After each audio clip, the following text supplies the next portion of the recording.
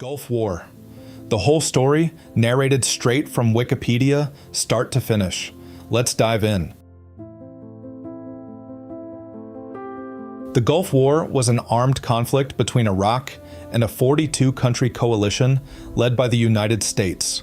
The coalition's efforts were in two phases: Operation Desert Shield, which marked the military buildup from August 1990 to January 1991, and Operation Desert Storm, from the bombing campaign against Iraq on 17th January until the American-led liberation of Kuwait on 28 February. On 2nd August 1990, Iraq, governed by Saddam Hussein, invaded neighboring Kuwait and occupied the country within 2 days. The invasion was primarily over Kuwait's alleged slant drilling in Iraq's Rumaila oil field, and Iraq's large debt to Kuwait from the recently ended Iran-Iraq War.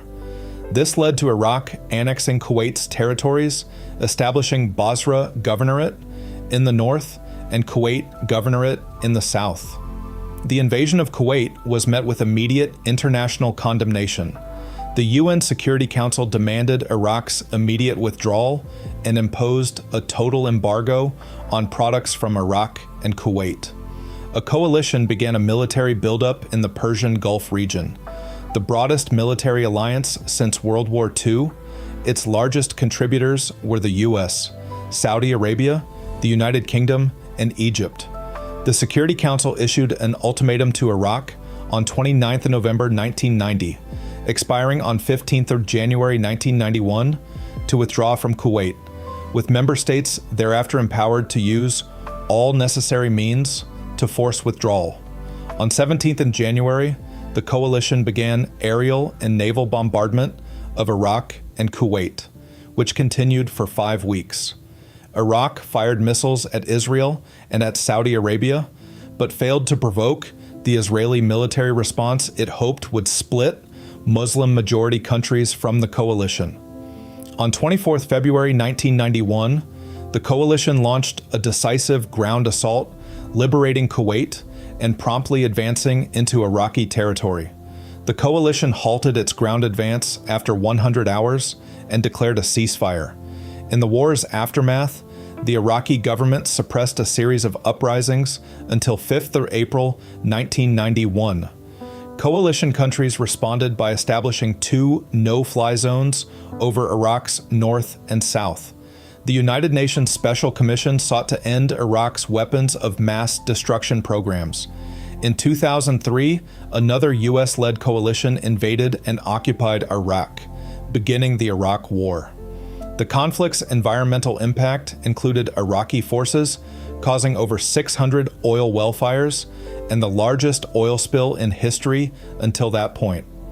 U.S. bombing and demolition of Iraqi chemical weapons facilities were concluded to be the primary cause of Gulf War syndrome, experienced by over 40% of U.S. veterans.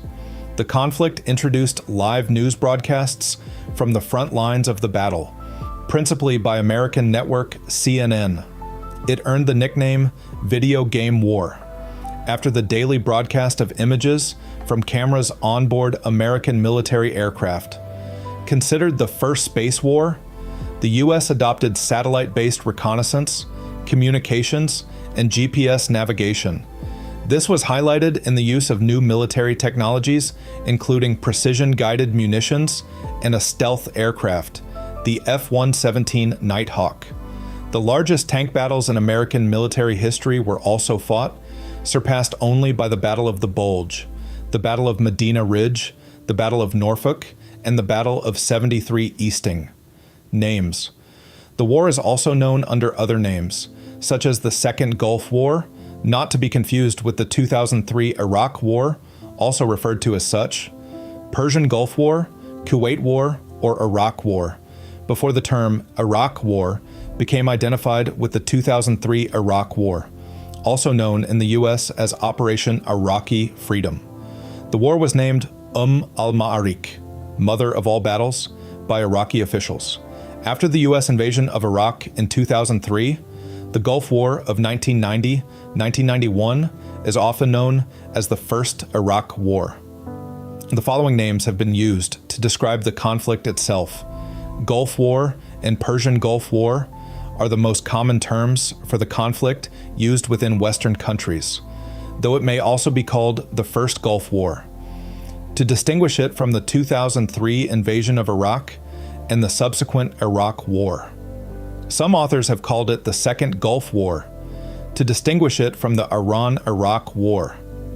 Liberation of Kuwait, Tahrir al-Kuwait, is the term used by Kuwait and most of the coalition's Arab states, including Saudi Arabia, Bahrain, Egypt, and the United Arab Emirates. Terms in other languages include French, La Guerre du Golfe and Guerre du Kuwait, War of Kuwait, German, Golfkrieg, Gulf War, and Zweiter Golfkrieg, Second Gulf War. Operational names. Most of the coalition states used various names for their operations in the war's operational phases. These are sometimes incorrectly used as the conflict's overall name, especially the U.S. Desert Storm. Operation Desert Shield was the U.S. operational name for the U.S. buildup of forces in Saudi Arabia's defense from 2nd August 1990 to 16th January 1991. Operation Desert Storm was the U.S. name of the airland conflict from 17th January 1991 through 28th February 1991. Operation Desert Saber, early name Operation Desert Sword, was the U.S. name for the air and land offensive against the Iraqi army in the Kuwaiti Theater of Operations, the 100-Hour War, from 24 to 28th February 1991. In itself, part of Operation Desert Storm, Operation Desert Farewell was the name given to the return of U.S. units and equipment to the U.S. in 1991 after Kuwait's liberation, sometimes referred to as Operation Desert Calm Operativo. Alfil was the Argentine name for Argentine military activities. Operation Daguet was the French name for French military activities in the conflict. Operation Friction was the name of the Canadian operations operation. Granby was the British name for British military activities during the operations and conflict. Operazione Locusta, Italian for locust, was the Italian name for the operations and conflict background. Throughout the Cold War, Iraq had been an ally of the Soviet Union, and there was a history of friction between Iraq and the United States. The U.S. was concerned with Iraq's position on Israeli-Palestinian politics. The U.S. also disliked Iraqi support for Palestinian militant groups, which led to Iraq's inclusion on the developing U.S. list of state sponsors of terrorism in December 1979. The U.S. remained officially neutral after Iraq's invasion of Iran in 1980, which became the Iran-Iraq War, although it provided resources, political support, and some non-military aircraft to Iraq. In March 1982, Iran began a successful counteroffensive, Operation Undeniable Victory, and the U.S. increased its support for Iraq to prevent Iran from forcing a surrender. In a U.S. bid to open full diplomatic relations with Iraq, the country was removed from the U.S. list of state sponsors of terrorism. Ostensibly, this was because of improvement in the regime's record, although former U.S. Assistant Defense Secretary Noel Koch later stated, "No one had any doubts about the Iraqis' continued involvement in terrorism. The real reason was to help them succeed in the war against Iran." With Iraq's newfound success in the war and the Iranian rebuff of a peace offer in July, arms sales to Iraq reached a record spike in 1982. When Iraqi President Saddam Hussein expelled Abu Nidal to Syria at the U.S.'s request in November 1983, the Reagan administration sent Donald Rumsfeld to meet Saddam as a special envoy and to cultivate ties. By the time the ceasefire with Iran was signed in August 1988, Iraq was heavily debt-ridden and tensions within society were rising. Most of its debt was owed to Saudi Arabia and Kuwait. Iraq's debts to Kuwait amounted to $14 billion. Iraq pressured both nations to forgive the debts, but they refused. The Iraq-Kuwait border dispute involved Iraqi claims to Kuwaiti territory. Kuwait had been a part of the Ottoman Empire's province of Basra, something that Iraq claimed made Kuwait rightful Iraqi territory. Kuwait's ruling dynasty, the al-Sabah family, had concluded a protectorate agreement in 1899 that assigned responsibility for Kuwait's foreign affairs to the United Kingdom. The UK drew the border between Kuwait and Iraq in 1922, making Iraq almost entirely landlocked. Kuwait rejected Iraqi attempts to secure further provisions in the region. Iraq also accused Kuwait of exceeding its OPEC quotas for oil production. In order for the cartel to maintain its desired price of $18 per barrel, discipline was required. The United Arab Emirates and Kuwait were consistently overproducing, the latter at least in part to repair losses caused by Iranian attacks in the Iran-Iraq War and to pay for the losses of an economic scandal. The result was a slump in the oil price, as low as $10 per barrel, 63.3, with a resulting loss of $7 billion a year to Iraq, equal to its 1989 balance of payments deficit. Resulting revenues struggled to support the government's basic costs, let alone repair Iraq's damaged infrastructure. Jordan and Iraq both looked for more discipline, with little success. The Iraqi government described it as a form of economic warfare, which it claimed was aggravated by Kuwait slant drilling across the border into Iraq's Rumaila oil field. According to oil workers in the area, Iraq's slant drilling claim was fabricated, as oil flows easily from the Rumaila field without any need for these techniques. At the same time, Saddam looked for closer ties with those Arab states that had supported Iraq in the war. This move was supported by the US, who believed that Iraqi ties with pro-Western Gulf states would help bring and maintain Iraq inside the US's sphere of influence. In 1989, it appeared that Saudi-Iraqi relations, strong during the war, would be maintained. A pact of non-interference and non-aggression was signed between the countries, followed by a Kuwaiti-Iraqi deal for Iraq to supply Kuwait with water for drinking and irrigation, although a request for Kuwait to lease Iraq, Qasr, was rejected. Saudi-backed development projects were hampered by Iraq's large debts, even with the demobilization of 200,000 soldiers. Iraq also looked to increase arms production so as to become an exporter, although the success of these projects was also restrained by Iraq's obligations. In Iraq, resentment to OPEC's controls mounted. Iraq's relations with its Arab neighbors, particularly Egypt, were degraded by mounting violence in Iraq against expatriate groups who were well employed during the war by unemployed Iraqis, among them demobilized soldiers. These events drew little notice outside the Arab world because of fast-moving events directly related to the fall of communism in Eastern Europe. However, the US did begin to condemn Iraq's human rights record, including the well-known use of torture. The UK also condemned the execution of Farzad Bazoft, a journalist working for the British newspaper The Observer. Following Saddam's declaration that binary chemical weapons would be used on Israel if it used military force against Iraq, Washington halted part of its funding. A UN mission to the Israeli-occupied territories, where riots had resulted in Palestinian deaths, was vetoed by the US, making Iraq deeply skeptical of US foreign policy aims in the region, combined with the reliance of the US on Middle Eastern energy reserves. In early July 1990, Iraq complained about Kuwait's behavior, such as not respecting their quota, and openly threatened to take military action. On the 23rd, the CIA reported that Iraq had moved 30,000 troops to the Iraq-Kuwait border, and the US naval fleet in the Persian Gulf was placed on alert. Saddam believed an anti-Iraq conspiracy was developing. Kuwait had begun talks with Iran, and Iraq's rival Syria had arranged a visit to Egypt.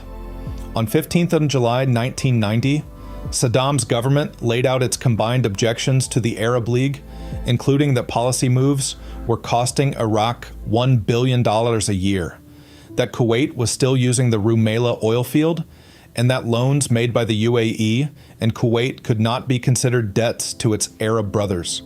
He threatened force against Kuwait and the UAE, saying, "The policies of some Arab rulers are American. They are inspired by America to undermine Arab interests and security." The U.S. sent aerial refueling planes and combat ships to the Persian Gulf in response to these threats. Discussions in Jeddah, Saudi Arabia, mediated on the Arab League's behalf by Egyptian President Hosni Mubarak, were held on 31st July and led Mubarak to believe that a peaceful course could be established. During Saddam Hussein's 2003-2004 interrogation following his capture, he claimed that in addition to economic disputes, an insulting exchange between the Kuwaiti Emir al-Sabah and the Iraqi foreign minister, during which the Emir stated his intention to turn every Iraqi woman into a $10 prostitute by bankrupting the country, was a decisive factor in triggering the Iraqi invasion. On the 25th, Saddam met with April Glaspie, the U.S. ambassador to Iraq, in Baghdad.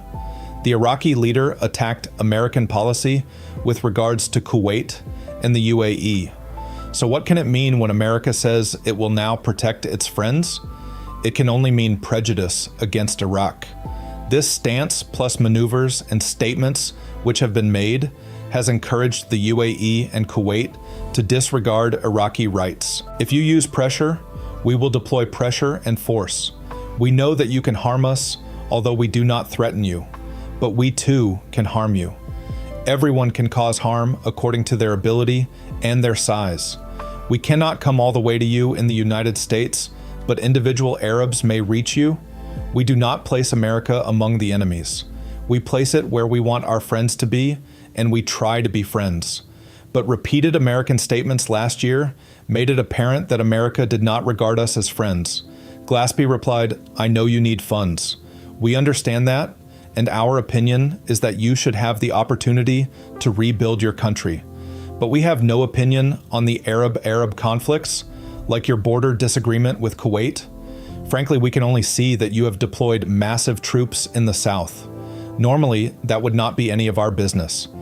But when this happens in the context of what you said on your National Day, then when we read the details in the 2 letters of the foreign minister, then when we see the Iraqi point of view that the measures taken by the UAE and Kuwait is, in the final analysis, parallel to military aggression against Iraq, then it would be reasonable for me to be concerned." Saddam stated that he would attempt last-ditch negotiations with the Kuwaitis, but Iraq would not accept death. According to Glaspie's own account, she stated in reference to the precise border between Kuwait and Iraq that she had served in Kuwait 20 years before. Then as now, we took no position on these Arab affairs. Glaspie similarly believed that war was not imminent. Saddam's foreign minister, Tariq Aziz, later told PBS Frontline in 1996 that the Iraqi leadership was under no illusion about America's likely response to the Iraqi invasion. Glaspie didn't tell us anything strange. She didn't tell us in the sense that we concluded that the Americans will not retaliate. That was nonsense, you see. It was nonsense to think that the Americans would not attack us. Then in a second 2000 interview with the same television program, Aziz said, "There were no mixed signals. We should not forget that the whole period before August 2nd witnessed a negative American policy towards Iraq. So it would be quite foolish to think that if we go to Kuwait, then America would like that, because the American tendency was to untie Iraq. So how could we imagine that such a step was going to be appreciated by the Americans? It looks foolish. You see, this is fiction." About the meeting with April Glaspie, it was a routine meeting. She didn't say anything extraordinary beyond what any professional diplomat would say without previous instructions from his government. What she said were routine, classical comments on what the president was asking her to convey to President Bush. He wanted her to carry a message to George Bush, not to receive a message through her from Washington. On 26th of July, 1990, only a few days before the Iraqi invasion, OPEC officials said that Kuwait and the United Arab Emirates had agreed to a proposal to limit their oil output to 1.5 million barrels, 240,000 damrat per day, down from the nearly 2 million barrels a day they had each been pumping, thus potentially settling differences over oil policy between Kuwait and Iraq. Invasion of Kuwait. The result of the Jeddah talks was an Iraqi demand for $10 billion to cover the lost revenues from Rumaila. Kuwait offered $500 million. The Iraqi response was to immediately order an invasion, which started on 2nd August 1990 with the bombing of Kuwait's capital, Kuwait City. Before the invasion, the Kuwaiti military was believed to have numbered 16,000 men, arranged into 3 armored, 1 mechanized infantry, and 1 understrength artillery brigade. The pre-war strength of the Kuwait Air Force was around 2,200 Kuwaiti personnel, with 80 fixed-wing aircraft and 40 helicopters. In spite of Iraqi saber-rattling, Kuwait did not mobilize its force. The army had been stood down on 19th July, and during the Iraqi invasion, many Kuwaiti military personnel were on leave. By 1988, at the end of the Iran-Iraq War, the Iraqi army was the world's 4th largest army, consisting of 955,000 standing soldiers and 650,000 paramilitary forces in the Popular Army. According to John Childs and André Corvisier, a low estimate shows the Iraqi army capable of fielding 4,500 tanks, 484 combat aircraft, and 232 combat helicopters. According to Michael Knights, a high estimate shows the Iraqi army capable of fielding 1 million troops and 850,000 reservists, 5,500 tanks, 3,000 artillery pieces, 700 combat aircraft and helicopters. It held 53 divisions, 20 special forces brigades, and several regional militias, and had a strong air defense. Iraqi commandos infiltrated the Kuwaiti border first to prepare for the major units, which began the attack at midnight. The Iraqi attack had 2 prongs, with the primary attack force driving south, straight for Kuwait City down the main highway, and a supporting attack force entering Kuwait farther west, but then turning and driving east, cutting off Kuwait City from the country's southern half. The commander of a Kuwaiti armored battalion, 35th Armored Brigade, deployed them against the Iraqi attack and conducted a robust defense at the Battle of the Bridges near Al-Jarrah, west of Kuwait City. Kuwaiti aircraft scrambled to meet the invading force, but approximately 20% were lost or captured. A few combat sorties were flown against Iraqi ground forces. The main Iraqi thrust into Kuwait City was conducted by commandos deployed by helicopters and boats to attack the city from the sea, while other divisions seized the airports and 2 air bases. The Iraqis attacked the Dasman Palace, the royal residence of Kuwait's emir, Jaber al-ahmad al-Jaber al-sabah, which was defended by the Emiri Guard supported with M84 tanks. In the process, the Iraqis killed Fahad al-ahmad al-Jaber al-Sabah, the emir's youngest brother. Within 12 hours, most resistance had ended within Kuwait, and the royal family had fled, allowing Iraq to control most of Kuwait. After 2 days of intense combat, most of the Kuwaiti military were either overrun by the Iraqi Republican Guard or had escaped to Saudi Arabia. The emir and key ministers fled south along the highway for refuge in Saudi Arabia. Iraqi ground forces consolidated their control of Kuwait City, then headed south and redeployed along the Saudi border. After the decisive Iraqi victory, Saddam initially installed a puppet regime known as the Provisional Government of Free Kuwait, before installing his cousin Ali Hassan al-Majid as Kuwait's governor on 8th of August. After the invasion, the Iraqi military looted over $1 billion in banknotes from Kuwait's central bank. At the same time, Saddam Hussein made the Kuwaiti dinar equal to the Iraqi dinar. thereby lowering the Kuwaiti currency to 1/12 of its original value. In response, Sheikh Jabir al-Ahmad al-Sabah ruled the banknotes as invalid and refused to reimburse stolen notes, which became worthless because of a UN embargo. After the conflict ended, many of the stolen banknotes made their way back into circulation. The stolen banknotes are a collectible for numismatists. Kuwaiti Resistance Movement. Kuwaitis founded a local armed resistance movement following the Iraqi occupation of Kuwait. The Kuwaiti resistance's casualty rate far exceeded that of the coalition military forces and Western hostages. The resistance predominantly consisted of ordinary citizens who lacked any form of training and supervision. Run up to the war. Diplomatic means. A key element of U.S. political, military, and energy economic planning occurred in 1984. The Iran-Iraq War had been going on for 5 years, and both had sustained casualties into the hundreds of thousands. Within President Ronald Reagan's National Security Council concern was growing war could spread beyond the two belligerents. A National Security Planning Group meeting was formed, chaired by then Vice President George H.W. Bush, to review U.S. options. It was determined that the conflict would likely spread into Saudi Arabia and other Gulf states, but the U.S. had little capability to defend the region. A prolonged war in the region would induce much higher oil prices and threaten the recovery of the world economy, which was just beginning to gain momentum. In May 1984, President Reagan was briefed on the project conclusions by William Flynn Martin, who had served as the head of the NSC staff that organized the study. The conclusions were, first, oil stocks needed to be increased among members of the International Energy Agency and, if necessary, released early if the oil market was disrupted. Second, the U.S. needed to strengthen the security of friendly Arab states in the region. And third, an embargo should be placed on sales of military equipment to Iran and Iraq. The plan was approved by Reagan and affirmed by the G7 leaders, headed by the UK's Prime Minister, Margaret Thatcher, in the 10th G7 summit, held in London in June.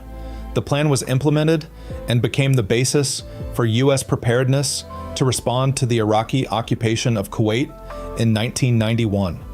Within hours of the invasion, Kuwait and U.S. delegations requested a meeting of the UN Security Council, which passed Resolution 660, condemning the invasion and demanding a withdrawal of Iraqi troops. On 3rd of August 1990, the Arab League passed a resolution, which called for a solution from within the League, and warned against outside intervention. Iraq and Libya were the only Arab League states that opposed the resolution for Iraq to withdraw. The Palestine Liberation Organization, PLO, opposed it as well. Yemen and Jordan, a Western ally which bordered Iraq and relied on the country for economic support, opposed military intervention from non-Arab states. Separately, Sudan, also an Arab League member, aligned itself with Saddam. On 6th August, Resolution 661 placed economic sanctions on Iraq. Resolution 665 followed soon after, which authorized a naval blockade to enforce the sanctions. It said the use of measures commensurate to the specific circumstances as may be necessary, to halt all inward and outward maritime shipping in order to inspect and verify their cargoes and destinations, and to ensure strict implementation of Resolution 661. The U.S. administration had at first been indecisive, with an undertone of resignation to the invasion and even adaptation to it as a fait accompli, until the UK's Prime Minister Thatcher played a powerful role, reminding the president that appeasement in the 1930s had led to war, that Saddam would have the whole Gulf at his mercy, along with 65% of the world's oil supply, and famously urging Bush not to go wobbly. Once persuaded, U.S. officials insisted on Iraqi pullout, without any linkage to other Middle Eastern problems, accepting the British view that any concession would strengthen Iraqi influence. On 12th August 1990, Saddam proposed that all cases of occupation, and those cases that have been portrayed as occupation in the region, be resolved simultaneously. He called for Israel to withdraw from occupied territories in Palestine, Syria, and Lebanon, Syria to withdraw from Lebanon, and mutual withdrawals by Iraq and Iran, and arrangement for the situation in Kuwait. He called for a replacement of U.S. troops that mobilized in Saudi Arabia with an Arab force, as long as that force did not involve Egypt. He requested an immediate freeze of all boycott and siege decisions, and a normalization of relations with Iraq. Bush was strongly opposed to any linkage between Iraq's occupation of Kuwait and the Palestinian issue. On 23 August, Saddam appeared on state television with Western hostages, to whom he had refused exit visas. In the video, he asks a British boy, Stuart Lockwood, whether he is getting his milk, and goes on to say, through his interpreter, "We hope your presence as guests here will not be for too long. Your presence here, and in other places, is meant to prevent the scourge of war." Another Iraqi proposal communicated was delivered to U.S. National Security Advisor Brent Scowcroft by an unidentified Iraqi official. The official communicated that Iraq would withdraw from Kuwait and allow foreigners to leave, provided the UN lifted sanctions, allowed guaranteed access to the Persian Gulf through the Kuwaiti islands of Bubiyan and Warbah, and allowed Iraq to gain full control of the Rumaila oil field that extends slightly into Kuwaiti territory. The proposal also included offers to negotiate an oil agreement with the United States, satisfactory to both nations' national security interests, develop a joint plan to alleviate Iraq's economical and financial problems, and jointly work on the stability of the Gulf.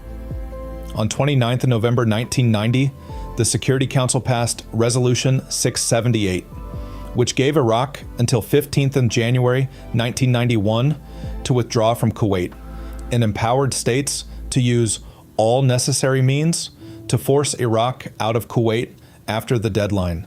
In December 1990, Iraq made a proposal to withdraw from Kuwait, provided foreign troops left the region, and that an agreement was reached regarding the Palestinian problem and the dismantlement of Israel's and Iraq's weapons of mass destruction. The White House rejected the proposal. The PLO's Yasser Arafat expressed that neither he nor Saddam insisted that solving the Israel-Palestine issues should be a precondition to solving the issues in Kuwait, though he did acknowledge a strong link between these problems. The US and UK stuck to their position there would be no negotiations until Iraq withdrew, and should not grant Iraq concessions, lest they give the impression Iraq benefited from its military campaign. When U.S. Secretary of State James Baker met with Tariq Aziz in Geneva for last-minute peace talks in early 1991, Aziz reportedly made no concrete proposals and did not outline any hypothetical Iraqi moves. On 14th January 1991, France proposed that the UN Security Council call for a rapid and massive withdrawal from Kuwait, along with a statement to Iraq that council members would bring their active contribution to a settlement of the region's other problems, in particular of the Arab-Israeli conflict, and in particular to the Palestinian problem, by convening at an appropriate moment an international conference to assure the security, stability, and development of this region of the world. The proposal was supported by Belgium, Germany, Spain, Italy, Algeria, Morocco, Tunisia, and several non-aligned states. The US, UK, and Soviet Union rejected it. US Ambassador to the UN Thomas Pickering stated that the French proposal was unacceptable because it went beyond council resolutions on the Iraqi invasion. France dropped this proposal when it found no tangible sign of interest from Baghdad, military means. A concern in the Western world was the significant threat Iraq posed to Saudi Arabia. Following Kuwait's conquest, the Iraqi army was within striking distance of Saudi oil fields. Control of these, along with Kuwaiti and Iraqi reserves, would have given Saddam control over most of the world's oil reserves. Iraq had grievances with Saudi Arabia. The Saudis had lent Iraq $26 billion during its war with Iran, as the Saudis feared the influence of Shia Iran's Islamic Revolution on its own Shia minority. After the war, Saddam felt he should not have to repay the loans due to the help he had given the Saudis by fighting Iran. After his conquest of Kuwait, Saddam verbally attacked the Saudis. He argued the US-supported Saudi state was an illegitimate and unworthy guardian of the holy cities of Mecca and Medina. He combined the language of the Islamist groups that had fought in Afghanistan with the rhetoric Iran had used to attack the Saudis. Acting on the Carter Doctrine policy, and out of fear the Iraqi army could invade Saudi Arabia, Bush announced that the US would launch a wholly defensive mission to prevent Iraq from invading Saudi Arabia, under the codename Operation Desert Shield. The operation began on 7th of August 1990, when US troops were sent to Saudi Arabia, due also to the request of its monarch, King Fahd, who had called for US military assistance. This wholly defensive doctrine was quickly abandoned when, on 8th of August, Iraq declared Kuwait to be Iraq's 19th province, and Saddam named his cousin, Ali Hassan al-Majid, as its governor. The US Navy dispatched 2 naval battle groups built around the aircraft carriers USS Dwight D. Eisenhower and USS Independence to the Gulf, where they were ready by 8 August. The US sent the battleships USS Missouri and USS Wisconsin. 48 US Air Force F-15s from the 1st Fighter Wing at Langley Air Force Base, Virginia, landed in Saudi Arabia and commenced round-the-clock air patrols of the Saudi-Kuwait-Iraq border to discourage Iraqi military advances. They were joined by 36 F-15 ADs from the 36th Tactical Fighter Wing at Bitburg, Germany. The Bitburg contingent was based at Al-Kharj Air Base. The 36th TFW would be responsible for 11 confirmed Iraqi Air Force aircraft shot down during the war. 2 Air National Guard units were stationed at Al-Kharj Air Base.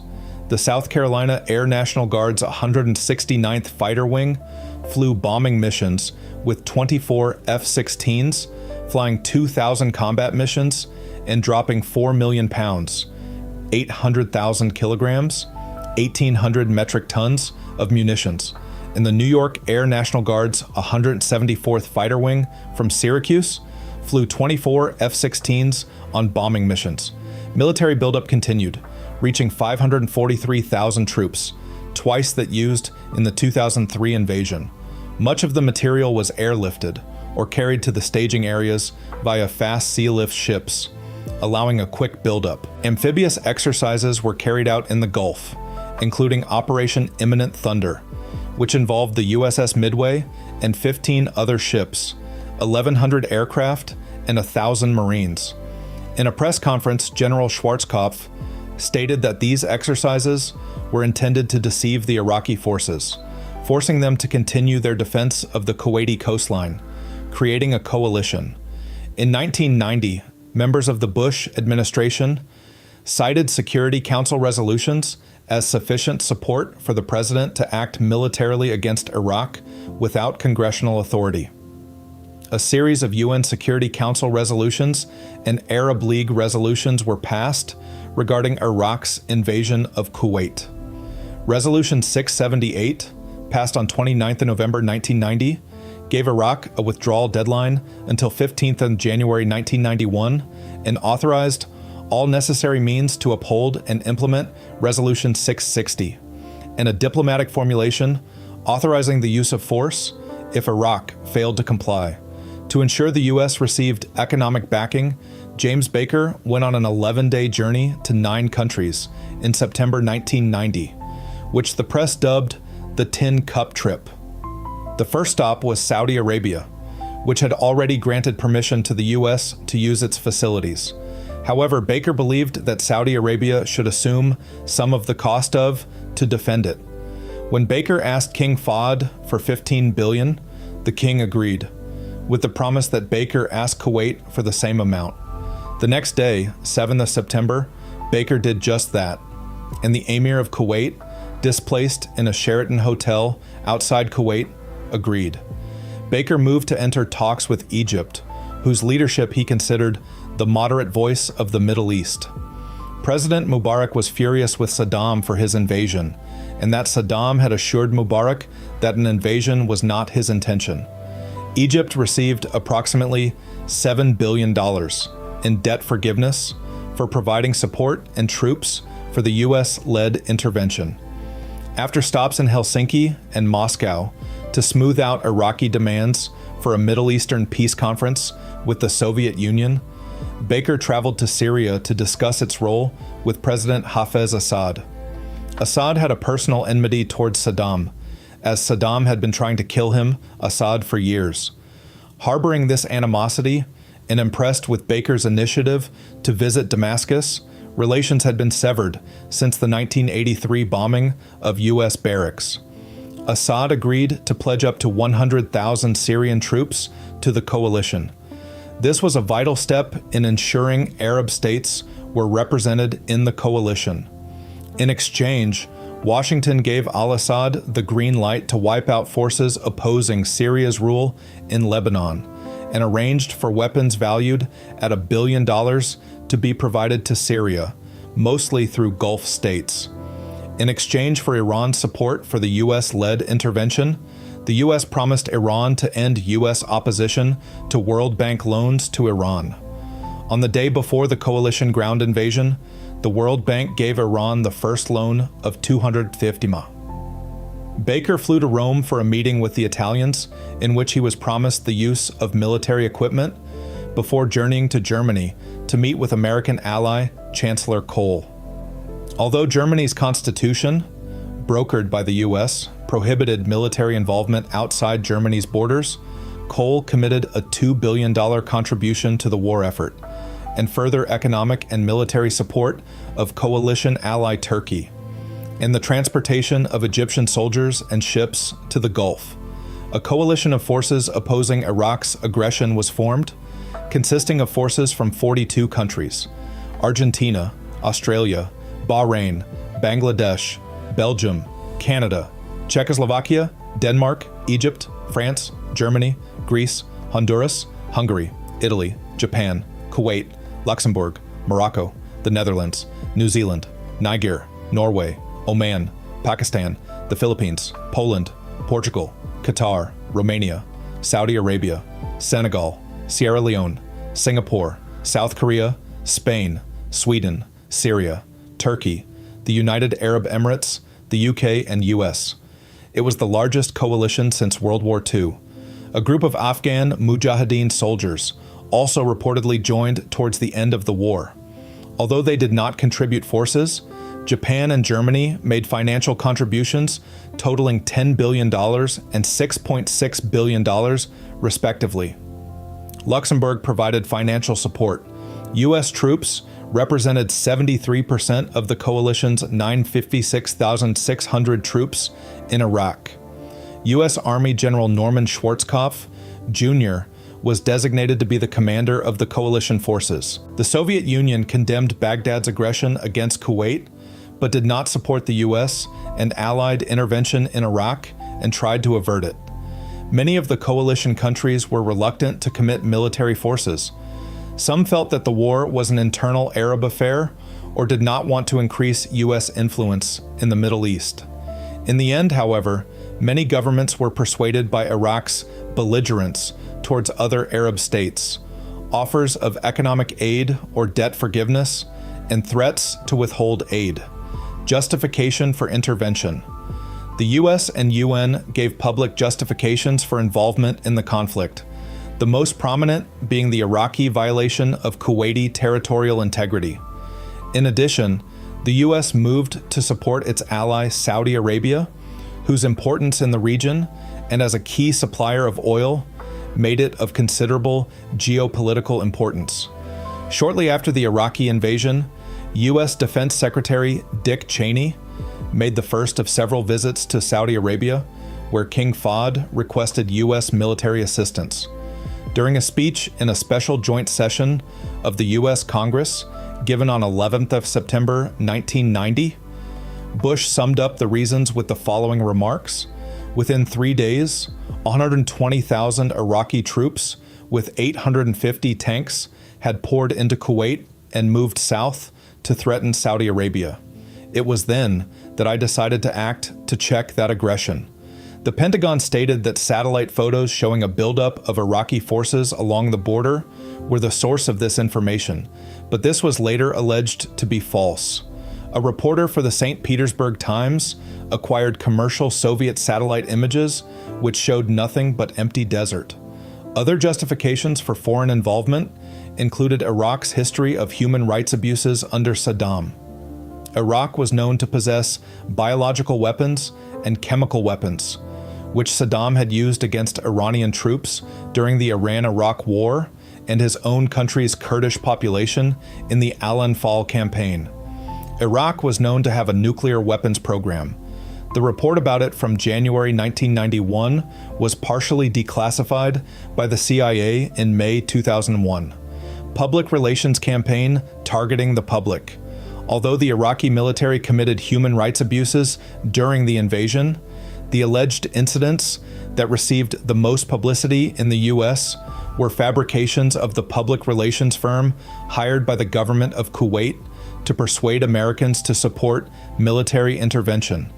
Shortly after Iraq's invasion of Kuwait, the organization Citizens for a Free Kuwait was formed in the U.S. It hired the public relations firm Hill and Knowlton for about $11 million, paid by Kuwait's government. Among many other means of influencing U.S. opinion, such as distributing books on Iraqi atrocities to U.S. soldiers deployed, Free Kuwait t-shirts and speakers to college campuses, and video news releases to television stations, the firm arranged for an appearance before members of the U.S. Congress, in which a young woman identifying herself as a nurse working in the Kuwait City Hospital described Iraqi soldiers pulling babies out of incubators and letting them die on the floor. The story helped tip the public and Congress towards a war with Iraq. 6 congressmen said the testimony was enough for them to support military action against Iraq, and 7 senators referenced the testimony in debate.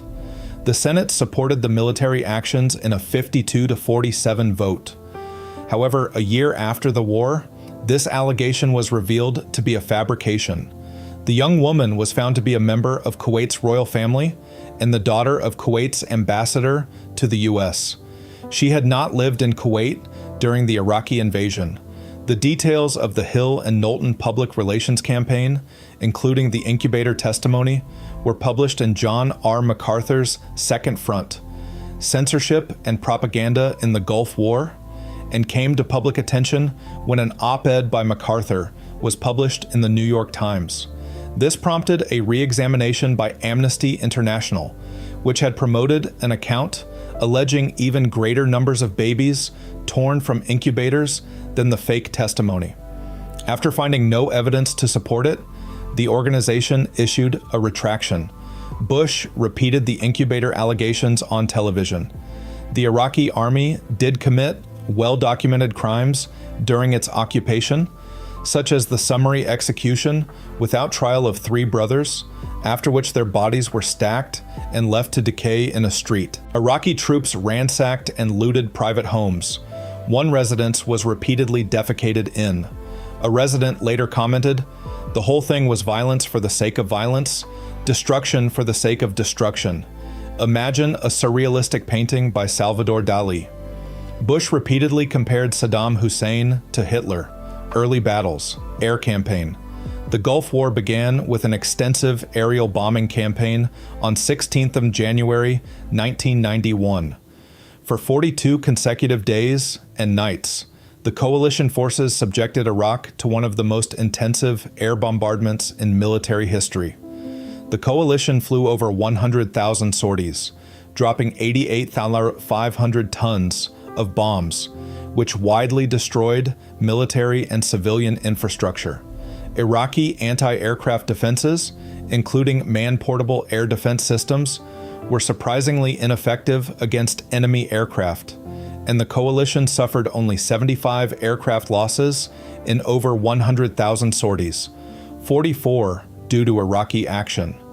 2 of these losses are the result of aircraft colliding with the ground while evading Iraqi ground-fired weapons. One of these losses is a confirmed air-air victory. Iraqi Scud missile strikes on Israel and Saudi Arabia. Iraq's government made no secret that it would attack Israel if invaded. Prior to the war's start, in the aftermath of the failed US-Iraq peace talks in Geneva, Switzerland, a reporter asked Iraq's English-speaking foreign minister and deputy prime minister Tariq Aziz, "Mr. Foreign Minister, if war starts, will you attack Israel?" His response was, "Yes, absolutely, yes." 5 hours after the first attacks, Iraq's state radio broadcast declared that the dawn of victory nears as this great showdown begins. Iraq fired 8 missiles the next day. These missile attacks were to continue throughout the war. Iraq fired 88 Scud missiles during the war's 7 weeks. Iraq hoped to provoke a military response from Israel. The Iraqi government hoped that many Arab states would withdraw from the coalition, as they would be reluctant to fight alongside Israel. Following the first attacks, Israeli Air Force jets were deployed to patrol the northern airspace with Iraq. Israel prepared to militarily retaliate, as its policy for the previous 40 years had always been retaliation.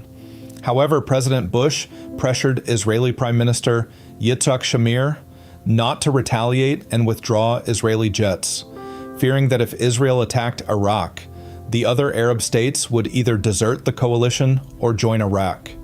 It was also feared that if Israel used Syrian or Jordanian airspace to attack Iraq, they would intervene in the war on Iraq's side or attack Israel. The coalition promised to deploy Patriot missiles to defend Israel if it refrained from responding to the Scud attacks. The Scud missiles targeting Israel were relatively ineffective, as firing at extreme range resulted in a dramatic reduction in accuracy and payload. 2 Israeli civilians died as a direct result of the missile attacks. Between 11 and 74 died from incorrect use of gas masks, heart attacks, and incorrect use of the anti-chemical weapons drug atropine. Approximately 230 Israelis were injured. Extensive property damage was also caused, and according to the Israel Ministry of Foreign Affairs, damage to general property consisted of 1,302 houses, 6,142 apartments, 23 public buildings, 200 shops, and 50 cars. It was feared that Iraq would fire missiles filled with nerve agents such as sarin. As a result, Israel's government issued gas masks to its citizens.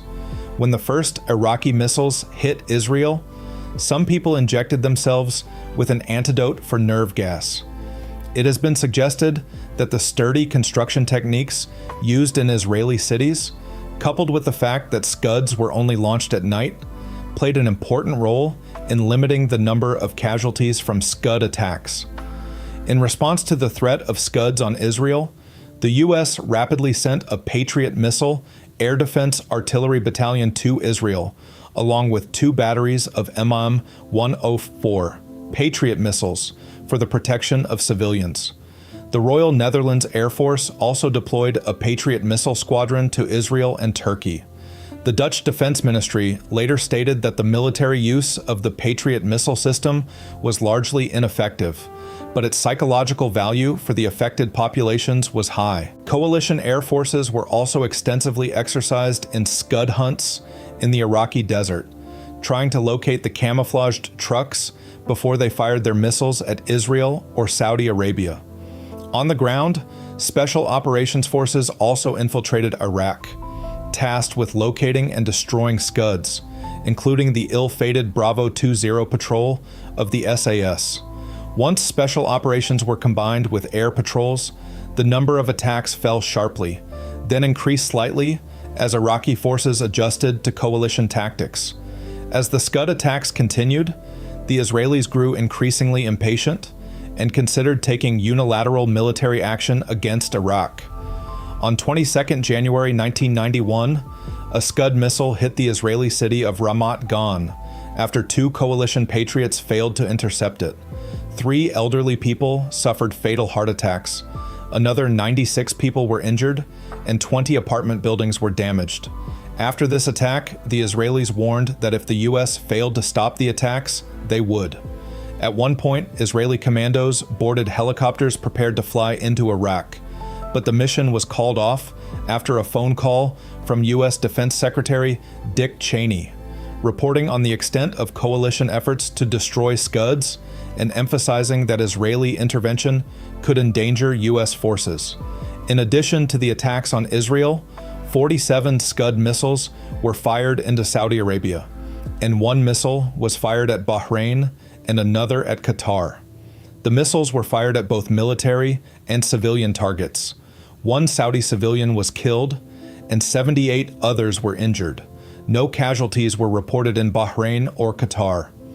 The Saudi government issued all its citizens and expatriates with gas masks in the event of Iraq using missiles with warheads containing chemical weapons.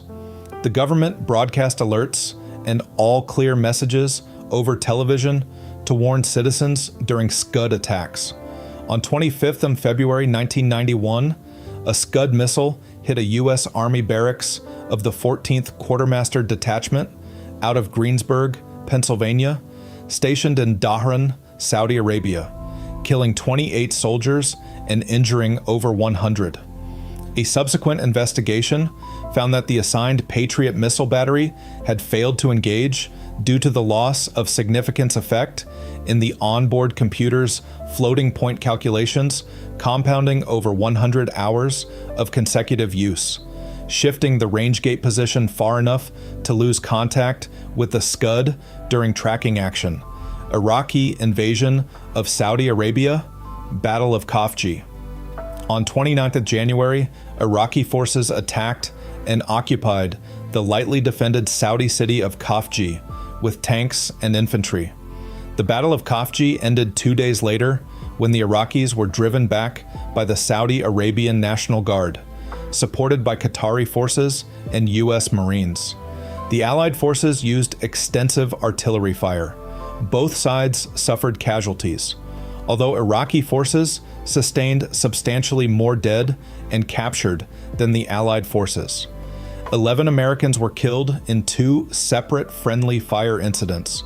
An additional 14 U.S. airmen were killed when their AC-130 gunship was shot down by an Iraqi surface-to-air missile, and 2 U.S. soldiers were captured during the battle.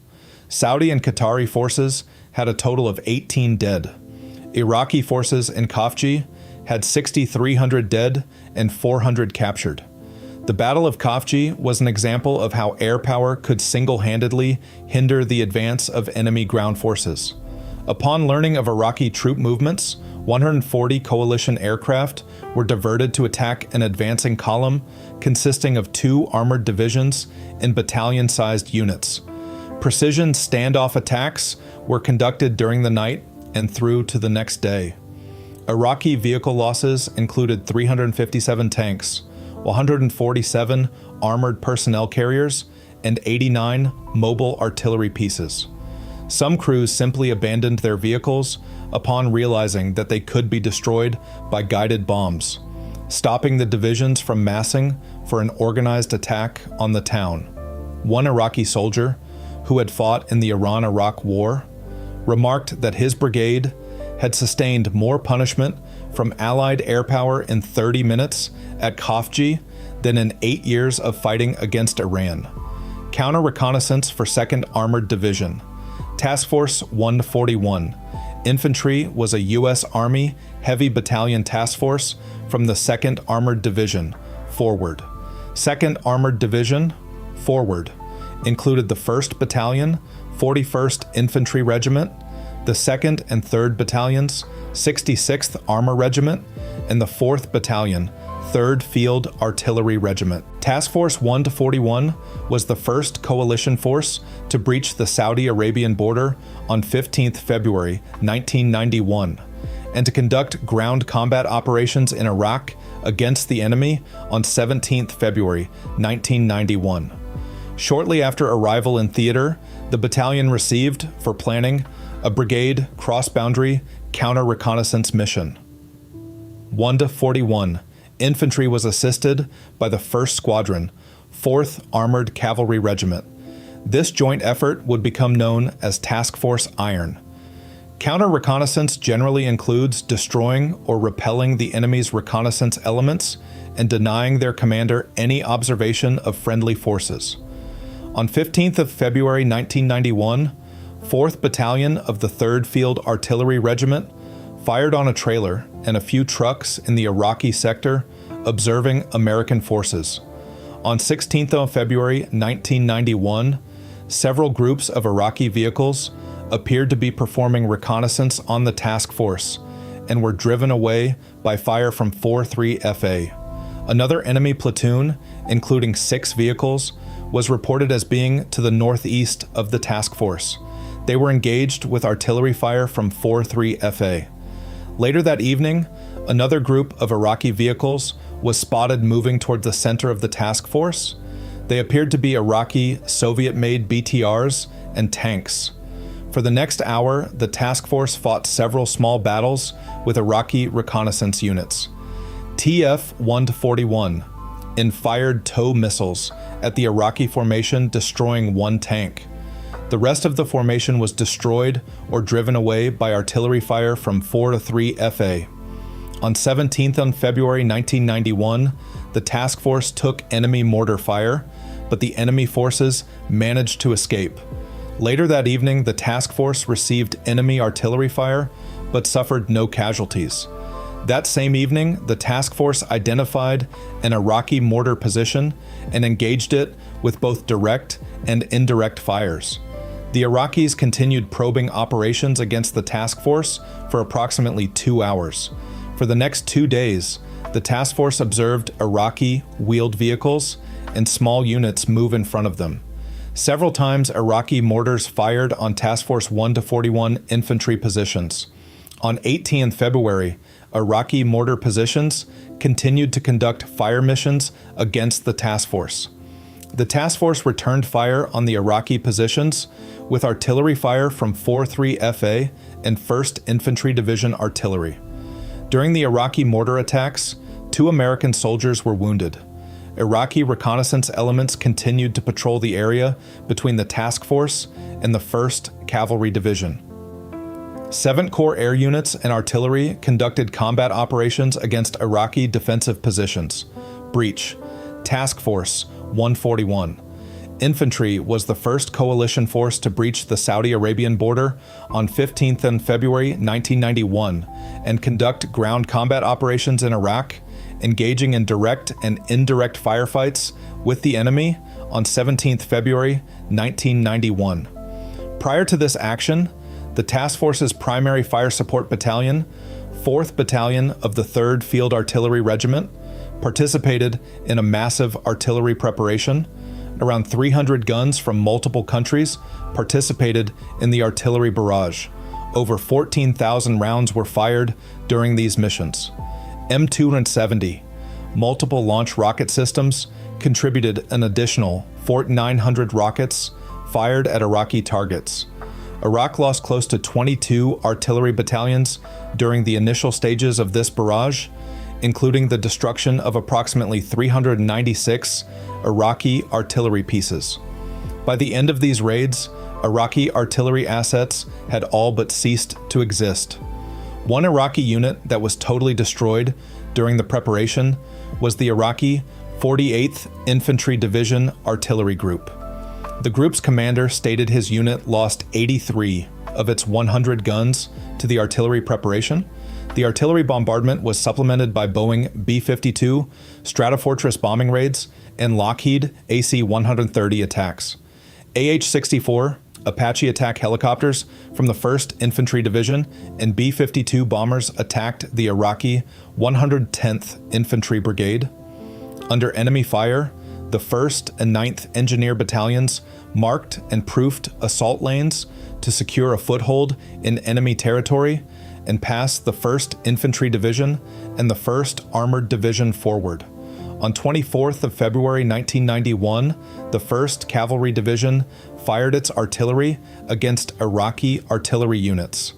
One artillery mission struck a series of Iraqi bunkers, reinforced by Iraqi T-55 tanks in the sector of the Iraqi 25th Infantry Division. The same day, the 2nd Brigade, 1st Cavalry Division with the 1st Battalion, 5th Cavalry, 1st Battalion, 32nd Armor, and the 1st Battalion, 8th Cavalry destroyed Iraqi bunkers and combat vehicles in the sector of the Iraqi 25th Infantry Division.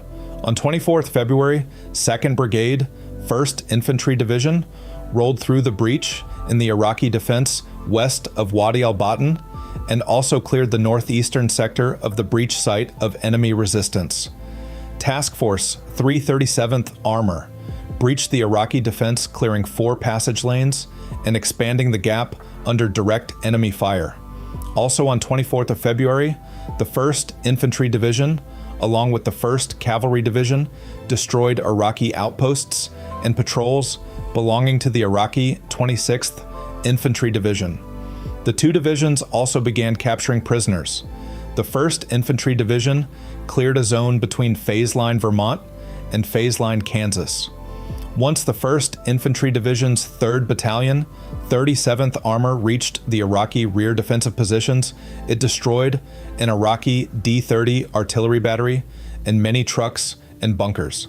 Task Force 141 Infantry was given the task of breaching Iraq's initial defensive positions along the Iraq-Saudi Arabia border. The 1st Squadron, 4th Armored Cavalry Regiment, handled similar responsibilities in its sector of operations. The 1st Infantry Division's 5th Battalion, 16th Infantry, also played a significant role, clearing the trenches and captured 160 Iraqi soldiers in the process. Once into Iraqi territory, Task Force 141 Infantry encountered multiple Iraqi defensive positions and bunkers. These defensive positions were occupied by a brigade-sized element. Task Force 141 Infantry elements dismounted and prepared to engage the enemy soldiers who occupied these well-prepared and heavily fortified bunkers. The task force found itself engaged in 6 hours of combat in order to clear the extensive bunker complex. The Iraqis engaged the task force with small arms fire, RPGs, mortar fire, and what was left of Iraqi artillery assets. A series of battles unfolded, resulting in heavy Iraqi casualties and the Iraqis being removed from their defensive positions, with many becoming prisoners of war. Some escaped to be killed or captured by other coalition forces. In the process of clearing the bunkers, Task Force 141 captured 2 brigade command posts and the command post of the Iraqi 26th Infantry Division. The task force also captured a brigade commander, several battalion commanders, company commanders, and staff officers. As combat operations progressed, Task Force 141 Infantry engaged, at short range, multiple dug and enemy tanks in ambush positions. For a few hours, bypassed Iraqi RPG-equipped anti-tank teams, T-55 tanks, and dismounted Iraqi infantry fired at passing American vehicles, only to be destroyed by other U.S. tanks and fighting vehicles following the initial forces. The 1st Infantry Division's Task Force 2-16. Infantry cleared 4 lanes simultaneously through an enemy fortified trench system while inflicting heavy casualties on Iraqi forces.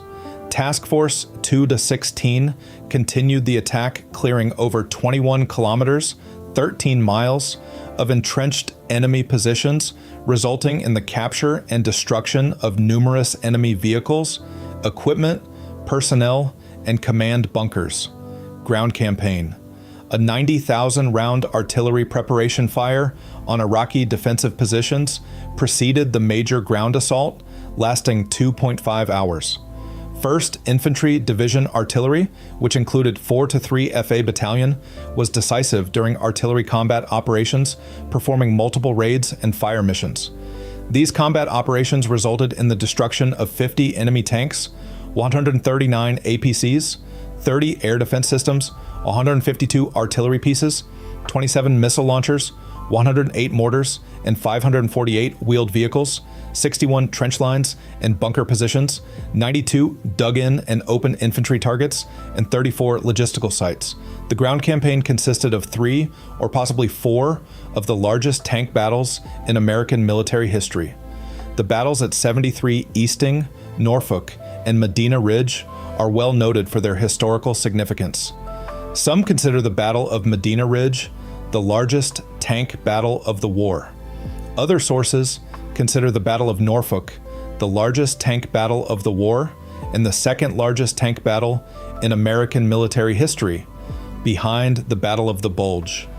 The U.S. Marine Corps also fought the biggest tank battle in its history at Kuwait International Airport. The U.S. 3rd Armored Division also fought a significant battle at Objective Dorset, not far from where the Battle of Norfolk was taking place. The U.S. 3rd Armored Division destroyed approximately 300 enemy combat vehicles during this particular encounter with Iraqi forces. The U.S. 7 Corps was the primary combat formation of the coalition forces. It was a formidable fighting force consisting of 1,187 tanks, 1,384 infantry fighting vehicles, 568 artillery pieces, 132 MLRS, 8 missile launchers, and 242 attack helicopters. It had a total troop strength of 146,321 troops. Its primary full-strength fighting formations were the 1st Armored Division, United States, the 3rd Armored Division, United States, and the 1st Infantry Division, United States. The 2nd Armored Division, Forward, was assigned to the 1st Infantry Division as its 3rd Maneuver Brigade. Its task force, 141 Infantry, would be the spearhead of 7th Corps. In addition, the Corps had the 2nd Cavalry Regiment, United States, to act as a scouting and screening force, and 2 further heavy divisions, the 1st Cavalry Division, United States, and the United Kingdom's 1st Armored Division, as well as the U.S. 11th Aviation Group. 7th Corps fought a number of large battles against Iraqi forces, with some of historic scope and size.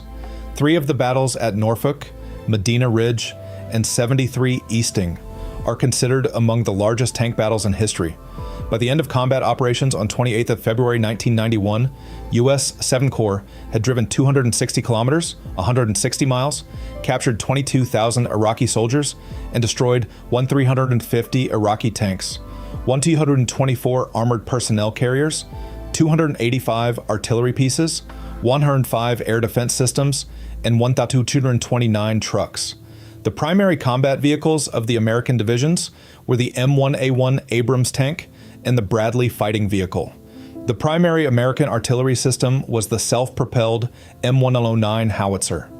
The primary American attack helicopter was the Boeing AH-64, Apache, Army, with the Bell AH-1 Cobra, Army and Marines, also being in theater. The U.S. Fairchild Republic A-10, Thunderbolt. The 2nd Ground Attack Aircraft would distinguish itself during the Gulf War, aided by the OH-58D JATT Eyes in the Sky. Together, they inflicted significant damage on Iraqi ground forces. U.S. A-10 Warthog Cruise would destroy 900 Iraqi tanks, 2,000 other military vehicles, and 1,200 artillery pieces during combat operations. The U.S. Marine Corps was represented by the 1st Marine Division and the 2nd Marine Division. They were supported by the U.S. Army's 2nd Armored Division's Tiger Brigade to provide the Marines with additional armor support. Marine armor units mostly consisted of the older M60 tank. The 1st Marine Division destroyed around 60 Iraqi tanks near the Bergen oil field without suffering any losses. The 1st Marine Division Task Force Ripper, led the drive to the Kuwait International Airport on 27th February 1991. Marine Task Force Ripper destroyed about 100 Iraqi tanks and armored personnel carriers, including T-72 tanks. The division commander, Major General J.M. Myatt, said, "During the first day of combat operations, 1st Platoon, D Company, 3rd Tank Battalion destroyed 15 Iraqi tanks. The Marines also destroyed 25 APCs and took 300 prisoners of war. The USMC would often encounter the Iraqi 3rd Armored Division in their theater of operations. Once the 1st Marine Division reached Kuwait International Airport, they found what remained of the Iraqi 12th Armored Brigade, 3rd Armored Division, defending it. The Marines destroyed 30 to 40 Iraqi T-72 tanks, which had taken up defensive positions around the airport. The Iraqi 3rd Armored Division losses included more than 250 T-55 62s and 70 T-72 tanks by the end of combat operations. The Iraqi 3rd Armored Division would be totally destroyed. The 2nd Marine Division played a major role repelling the attempted Iraqi invasion of Saudi Arabia, which is known as the Battle of Khafji. The 2nd Marine Division also faced heavy resistance during the Battle of Kuwait International Airport. The battle featured the Reveille engagement, which went on to become the largest tank battle in United States Marine Corps' entire history. Marine Reserve Unit Bravo Company, 4th Tank Battalion, 4th Marine Division, was assigned to the 2nd Marine Division. Bravo Company destroyed a total of 119 enemy vehicles and took over 800 POWs by the end of combat operations. The 1st Tank Battalion claimed 50 Iraqi T-55 and T-62 tanks and 25 APCs. The 3rd Battalion claimed 57 T-55s and T-62s, along with 5 T-72s, 7 APCs, and 10 trucks. The 8th Battalion destroyed more than 3 dozen tanks and a number of other vehicles. U.S. Marine Corps armor units would destroy hundreds of Iraqi tanks by the end of combat operations. U.S. Marine Corps tank losses would be light as they suffered the loss of 10 M60 tanks during combat operations. The United Kingdom was represented by its 1st Armored Division, known as the Desert Rats. The British 1st Armored Division fielded approximately 176 Challenger 1 tanks. British infantry rode into battle on the Warrior-tracked armored vehicle. It had reasonable armor protection and a 30mm gun. Modified versions of the vehicle included mortar carriers, Milan anti-tank systems, and command and control vehicles. And the British possessed a variety of excellent light armored vehicles built on their FV-101 Scorpion chassis. British artillery was primarily American-made M109 howitzers, 155mm, M110 howitzers, 203mm, and M270 MLRS, which were compatible with American systems. Their air support consisted of Gazelle helicopters used for reconnaissance, and the Lynx helicopter, which was comparable to the American AH-1 Cobra.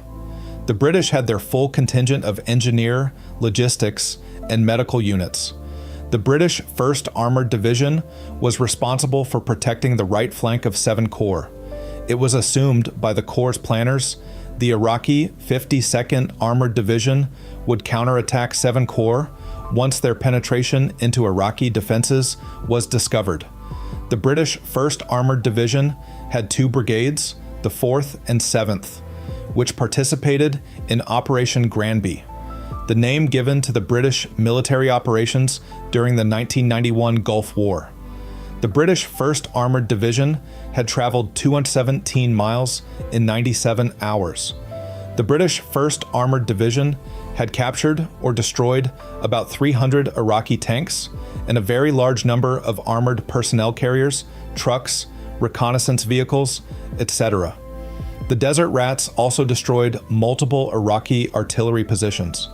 The division also took over 7,000 Iraqi prisoners of war, including 2 division commanders and 2 other general officers. The British 1st Armored Division destroyed or isolated 4 Iraqi infantry divisions, the 26th, 48th, 31st, and 25th, and overran the Iraqi 52nd Armored Division in several sharp engagements.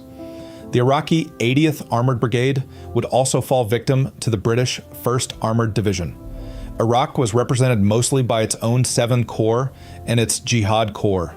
Its most notable participants were its elite Republican Guard divisions, Tawakkalna, Medina, Hammurabi, and Adnan. The first 3 of these had a strength of over 660 tanks, 660 infantry fighting vehicles, and thousands of anti-tank weapons, self-propelled artillery, and other combat systems. The Tawakkalna Republican Guard Division was Iraq's most powerful division, which included approximately 14,000 soldiers, 220 T-72 tanks, 284 infantry fighting vehicles, 126 artillery pieces, and 18 MLRS. The Iraqi 52nd Armored Division was also a primary participant. It was a powerful division consisting of 245 tanks and 195 armored fighting vehicles. The Iraqi 10th and 12th Armored Divisions were also present. The 2 divisions formed the foundation of the Jihad Corps. The Iraqi 10th Armored Division was considered the best regular division in the Iraqi army. It had more modern equipment than the other regular Iraqi units. It was equipped with T-72 and T-62 tanks, the T-62 tank being its primary system. Overall, the primary tank of the Iraqi forces was the T-55 tank. The Iraqis fielded them in great numbers. The Iraqis also had elements of 2 other independent armored brigades in theater, those being the 50th and 29th Armored Brigades. Iraq would also field multiple infantry divisions. The Iraqis suffered the loss of over 3,000 tanks and over 2,000 other combat vehicles during these battles against the American-led coalition. It is estimated that Iraqi forces suffered 20,000, 50,000 troops killed during combat operations. It is also estimated that over 75,000 Iraqi soldiers were wounded. Between 80,000 and 175,000 Iraqi troops were taken prisoner. Iraqi forces inflicted very minimal damage on coalition forces. Liberation of Kuwait. U.S. decoy attacks by air attacks and naval gunfire the night before Kuwait's liberation were designed to make the Iraqis believe the main coalition ground attack would focus on central Kuwait. For months, American units in Saudi Arabia had been under almost constant Iraqi artillery fire, as well as threats from Scud missiles and chemical attacks. On 24th of February 1991, the 1st and 2nd Marine Divisions and the 1st Light Armored Infantry Battalion crossed into Kuwait and headed toward Kuwait City. They encountered trenches, barbed wire, and minefields. However, these positions were poorly defended and were overrun in the first few hours. Several tank battles took place, but otherwise coalition troops encountered minimal resistance as most Iraqi troops surrendered. The general pattern was that the Iraqis would put up a short fight before surrendering. However, Iraqi air defenses shot down 9 U.S. aircraft. Meanwhile, forces from Arab states advanced into Kuwait from the east, encountering little resistance and suffering few casualties. Despite the successes of coalition forces, it was feared that the Iraqi Republican Guard would escape into Iraq before it could be destroyed. It was decided to send British armored forces into Kuwait 15 hours ahead of schedule, and to send U.S. forces after the Republican Guard. The coalition advance was preceded by a heavy artillery and rocket barrage, after which 150,000 troops and 1,500 tanks began their advance. Iraqi forces in Kuwait counterattacked against U.S. troops, acting on a direct order from Saddam Hussein himself. Despite the intense combat, the Americans repulsed the Iraqis and continued to advance towards Kuwait City. Kuwaiti forces were tasked with liberating the city. Iraqi troops offered only light resistance. The Kuwaitis quickly liberated the city, despite losing 1 soldier and having 1 plane shot down. On 27 February, Saddam ordered a retreat from Kuwait. and President Bush declared it liberated. However, an Iraqi unit at Kuwait International Airport appeared not to have received the message and fiercely resisted. U.S. Marines fought for hours before securing the airport, after which Kuwait was declared secure. After 4 days of fighting, Iraqi forces were expelled from Kuwait. As part of a scorched earth policy, they set fire to nearly 700 oil wells and placed landmines around the wells to make extinguishing the fires more difficult. Initial moves into Iraq. The war's ground phase was officially designated Operation Desert Sabre. The first units to move into Iraq were 3 patrols of the British Special Air Service's B Squadron, call signs Bravo 10, Bravo 20, and Bravo 30 in late January. These 8-man patrols landed behind Iraqi lines to gather intelligence on the movements of Scud mobile missile launchers, which could not be detected from the air, as they were hidden under bridges and camouflage netting during the day. Other objectives included the destruction of the launchers and their fiber optic communications arrays that lay in pipelines and relayed coordinates to the TEL operators launching attacks against Israel. The operations were designed to prevent any possible Israeli intervention. Due to lack of sufficient ground cover to carry out their assignment, 10 and 30 abandoned their operations, while 20 remained and was later compromised, with only Sergeant Chris Ryan escaping to Syria.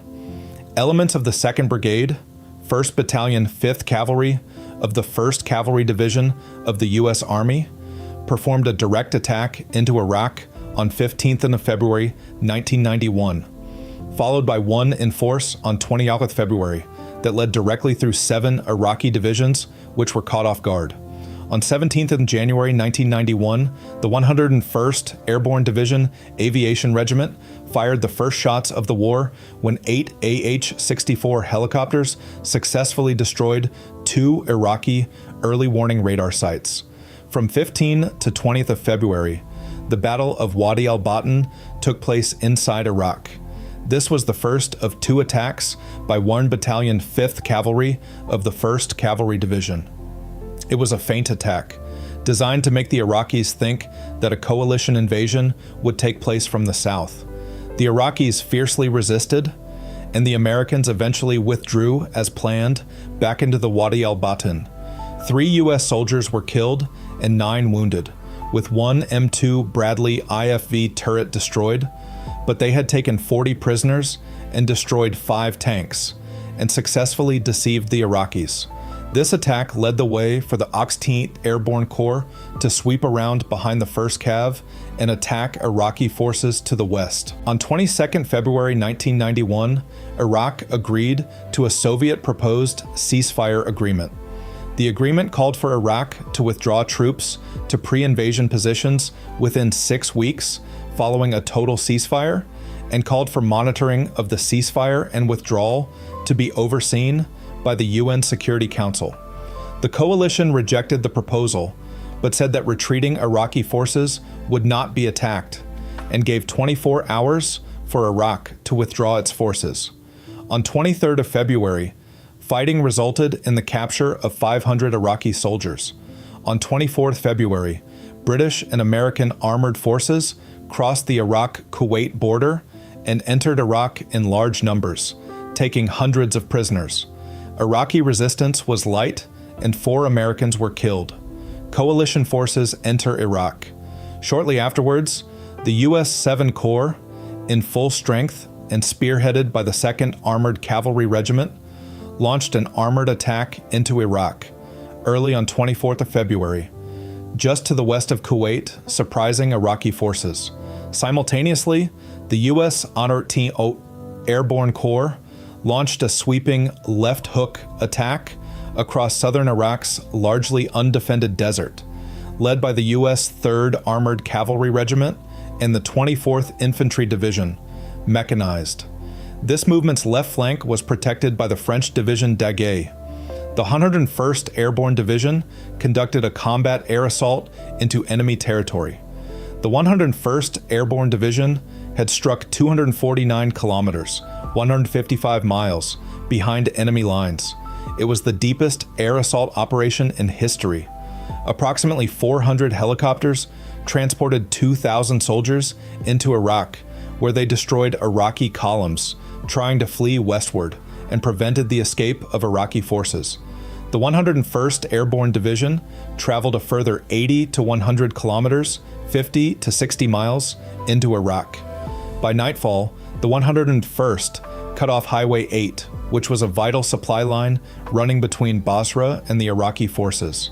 The 101st had lost 16 soldiers in action during the 100-hour war and captured thousands of enemy prisoners of war.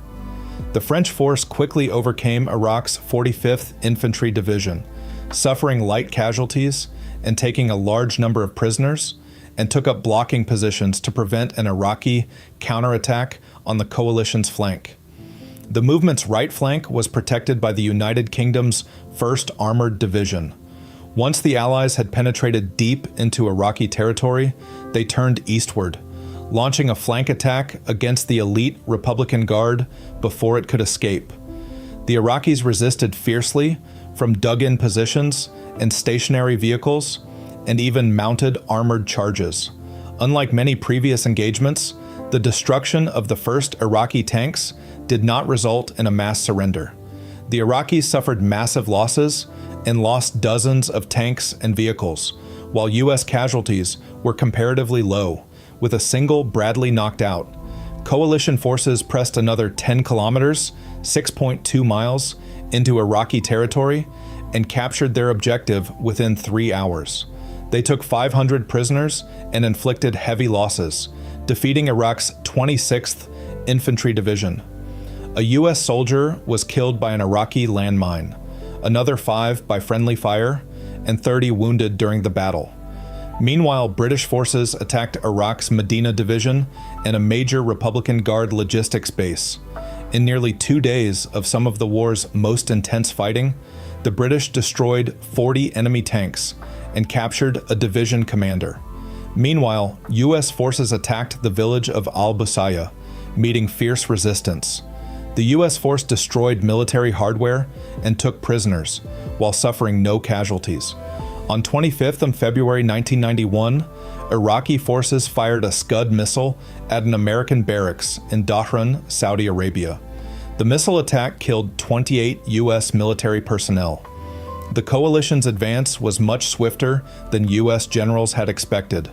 On 26th February, after setting 737 of Kuwait's oil wells on fire, Iraqi troops began retreating. A long convoy of retreating Iraqi troops formed along the main Iraq-Kuwait highway. This convoy was bombed so extensively by coalition air forces that it came to be known as the Highway of Death. Thousands of Iraqi troops were killed. American, British, and French forces continued to pursue retreating Iraqi forces over the border and back into Iraq, eventually moving to within 240 kilometers, 150 miles, of Baghdad, before withdrawing back to Iraq's border with Kuwait and Saudi Arabia. End of active hostilities. In coalition-occupied Iraqi territory, a peace conference was held where a ceasefire agreement was negotiated and signed by both sides. At the conference, Iraq was authorized to fly armed helicopters on their side of the temporary border, ostensibly for government transit, due to the damage done to civilian infrastructure. Soon after, these helicopters and much of Iraq's military were used to fight an uprising in the south. On March 1st, 1991, one day after the Gulf War ceasefire, a revolt broke out in Basra against the Iraqi government. The uprising spread within days to all of the largest Shia cities in southern Iraq: Najaf, Amara, Diwania, Hilla, Karbala, Kut, Nasiriyah, and Samawa. The rebellions were encouraged by an airing of The Voice of Free Iraq on 24th of February 1991, which was broadcast from a CIA-run radio station out of Saudi Arabia. The Arabic service of the Voice of America supported the uprising by stating that the rebellion was well supported and that they would soon be liberated from Saddam. In the north, Kurdish leaders took American statements that they would support an uprising to Heart and began fighting, hoping to trigger a coup d'etat. However, when no U.S. support came, Iraqi generals remained loyal to Saddam and brutally crushed the Kurdish uprising and the uprising in the south.